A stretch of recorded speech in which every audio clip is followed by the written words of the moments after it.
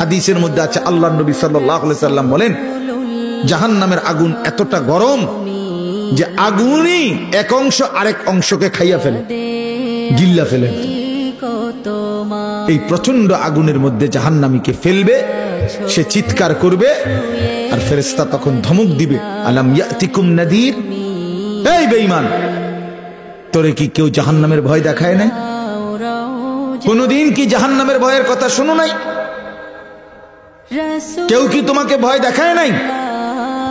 কোরআন শরীফে আছে, জাহান্নামী বান্দা তখন বলবে, ক্বালু বালা, অবশ্যই বলেছিল ফেরেশতা ভাই, মিথ্যা বলে লাভ নাই, আমার কাছে বলছিল। কাদ জাআনা নাদির, আমগো এলাকায়, আমগো বাড়িতে, আমগো মহল্লায় বহু ভয় প্রদর্শনকারী বান্দা আল্লাহর পক্ষ থেকে এসেছিল। আমগো কত ইমাম সাহেব, আমাদের জুমার খতিব সাহেব, কত মাহফিলের কত আলেম, কত পীর মাশায়েখ, আউলিয়া, বুজুর্গ চোখের পানি ফেলে ফেলে বারবার আমগরে বলছিল, কিন্তু ফাকাযাবনা, আমি আখিরাতটাকে মিথ্যা মনে করেছি। আমি মনে করছি সিডি হইতো না, আমি মনে করছি সিডি হইতো না।